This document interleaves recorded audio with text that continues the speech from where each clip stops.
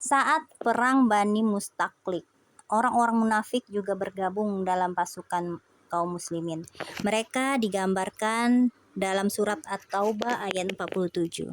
Lau kharaju fikum ma zadukum illa khabalau wala awda'ul khilalakum yabghunakumul fitnata wa fikum samma'una lahum wallahu alimum bizzalimin. Jika mereka berangkat bersama-sama kalian, niscaya mereka tidak menambah kalian selain dari kerusakan belaka. Dan tentu mereka akan bergegas maju ke muka di celah-celah barisan kalian untuk mengadakan kekacauan di antara kalian. Itu yang dilakukan oleh orang-orang munafik. Mereka mencoba ikut, tetapi apa yang mereka lakukan?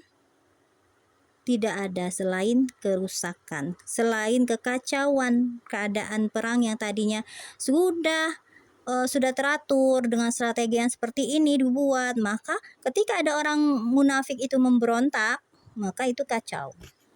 Tuh ya.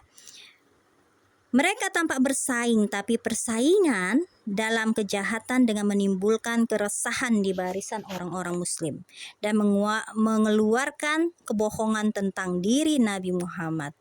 Inilah gambaran mereka.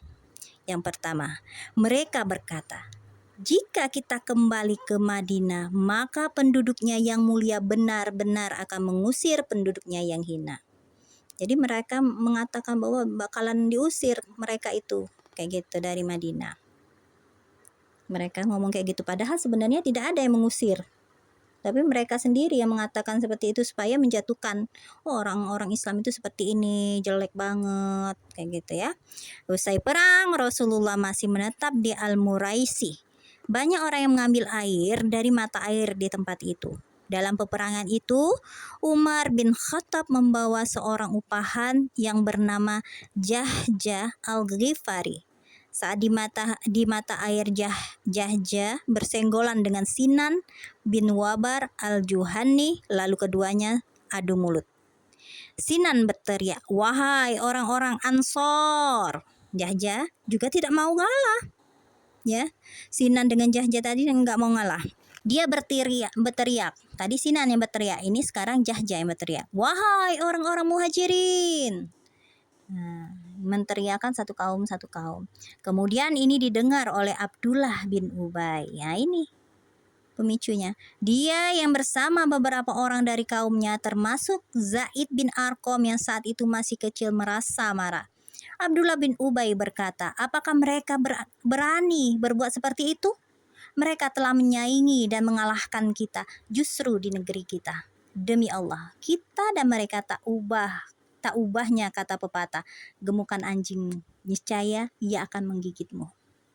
Demi Allah, jika kita kembali ke Madinah, maka penduduknya yang mulia benar-benar akan mengusir penduduknya yang lain. Jadi mereka itu Abdullah bin Ubay itu ingin menciptakan perpecahan antara orang muslim Ansar dengan orang muhajirin. Orang muhajirin karena Abdullah bin Ubay itu berasal dari orang Ansor di Madinah, orang muhajirin ini merasa sudah dikasih tempat, kata Abdullah bin Ubay ya, sudah digemukkan. Dia ngomong kayak gini, gemukan anjingmu. Nanti orang Ansor itu akan menggigitmu, maksudnya kayak itu. Orang muhajirin di situ diberi keluasan untuk berbuat, untuk berdagang, untuk hidup, untuk tinggal. Tapi nanti katanya orang muhajirin itu bakal menggigitmu kayak gitu, bukan menghancurkanmu, maksud Abdullah bin Ubay ya. Kemudian dia berpaling ke arah golongannya seraya berkata, inilah yang telah kalian lakukan terhadap diri kalian sendiri. Kalian halalkan negeri kalian bagi mereka. Kalian bagi harta benda kalian dengan mereka. Demi Allah, andai kata kalian tidak memberikan harta kalian, tentu mereka akan berpindah ke tempat lain. Dia menyalahkan, Abdullah bin Ubay menyalahkan kenapa orang-orang Ansor baik dengan orang-orang muhajirin. Kan orang Ansor itu sangat sayang, sangat rela memberikan hartanya untuk orang-orang muhajirin. Iya, maksudnya itu mereka itu kan dari kelompok Nabi kan, maksudnya itu Nabi yang ngajak ke situ. Jadi sesama Islam itu, selama Islam itu memang rasa kasih sayang itu sangat besar, Mbak, melebihi keluarga sendiri bahkan, kayak gitu ya. Jadi nyalahin, itulah ngapo kau nak baik-baik, ternyata cak ini nah buktinya, itulah bahasa Palembangnya ya. Zaid bin Arqam mengabarkan apa yang dikatakan Abdullah bin Ubay kepada pamannya. Lalu pamannya mengabarkan kepada Nabi Shallallahu Alaihi Wasallam. Umar bin Khattab yang ada di sisi beliau berkata, suruhlah Abad bin Bishr agar dia membunuhnya, karena akan membuat kekacauan yang lebih besar. Yang kayak gitu tuh akan menghancurkan persatuan orang-orang Ansor dan Muhajirin, kayak gitu ya. Lalu beliau bertanya, bagaimana wahai Umar jika manusia membicarakan bahwa Muhammad telah membunuh rekan-rekannya? Tidak, tapi suruhlah pasukan untuk berangkat. Jadi Rasulullah, Umar memang tegas. Karena perkataan Abdullah itu ingin merusak persatuan antara Ansor dan Muhajirin, maka Umar mengatakan seperti itu, disuruh membunuh. Siapa yang disuruh? Abad bin Bishr. Tapi Rasulullah menolaknya dengan kata-kata yang sangat halus. Bagaimana, wahai Umar, jika manusia membicarakan? Bagaimana, Umar, kalau orang-orang itu ngomongin kalau aku nyuruh untuk membunuh dia, kayak gitu loh.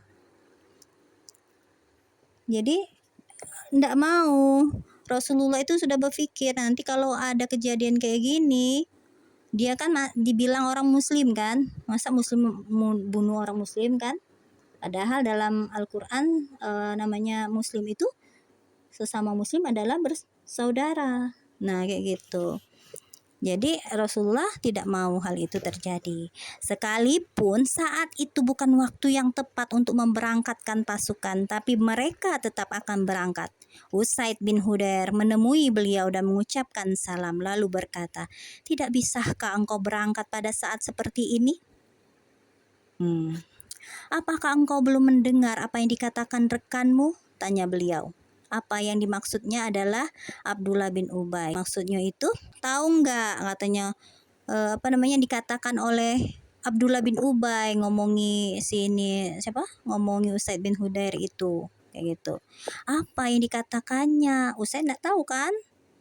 Beliau menjawab, dia beranggapan bahwa jika dia kembali ke Madinah maka penduduknya yang mulia benar-benar akan mengusir penduduknya yang hina. Wahai Rasulullah, bisa mengusirnya menurut kehendak engkau. Demi Allah, memang dia adalah orang yang hina dan engkau adalah orang yang mulia. Kemudian Usaid berkata lagi, wahai Rasulullah, bersikaplah yang lemah lembut terhadap dirinya. Demi Allah, Allah telah mendatangi kita dengan keberadaan engkau. Sesungguhnya kaumnya telah membuat mahkota untuk disematkan di kepalanya. Karena itu dia melihat engkau telah merampas kerajaannya. Jadi marahnya Abdullah bin Ubay itu karena seharusnya dialah yang memimpin di Madinah itu. Tetapi apa yang terjadi? Nabi Muhammad ya. Nabi Muhammad yang ada di sana yang memimpinnya. Namanya dendam manusia itu kayak gitulah Mbak. Dendam manusia itu bertahun-tahun, bahkan sebelum dia mati pun ada yang sampai mendendam. Nah itu ya. Kemudian beliau berangkat bersama pasukan yang pada saat itu ya seharian penuh. Lalu diteruskan pada malam harinya hingga pagi hari. Seharian mereka dipanggang terik matahari dan saat berhenti untuk singgah mereka langsung tertidur pulas karena terlalu lelah ya. Beliau berbuat seperti itu untuk mengalihkan mereka dari kejadian sebelumnya agar mereka tidak membicarakan lagi hal tersebut. Setelah mendengar bahwa Zaid bin Arqam menyampaikan apa yang dikatakannya kepada Rasulullah, maka Abdullah bin Ubay pun menemui Rasulullah langsung dan bersumpah bahwa dia tidak mengatakan apa yang dikatakan oleh Zaid. Dia berbohong. Dia berbohong kalau dia tidak berkata seperti itu. Padahal bukan hanya Zaid bin Arqam yang ini ya. Tapi di sana pada saat itu ada Jahjah dengan Sinan bin Wabar tadi kayak gitu ya. Orang Ansor yang ada di situ berkata, "Wahai Rasulullah, boleh jadi anak itu menduga-duga tentang apa yang dikatakan Abdullah bin Ubay." Jadi difitnahlah oleh orang-orang di sana bahwa Zaid bin Arqam itu bohong kayak gitu ya, rekan-rekannya termasuklah orang-orang Ansar yang mendukung Abdullah bin Ubay. Namun beliau tetap percaya apa yang dikatakan Zaid.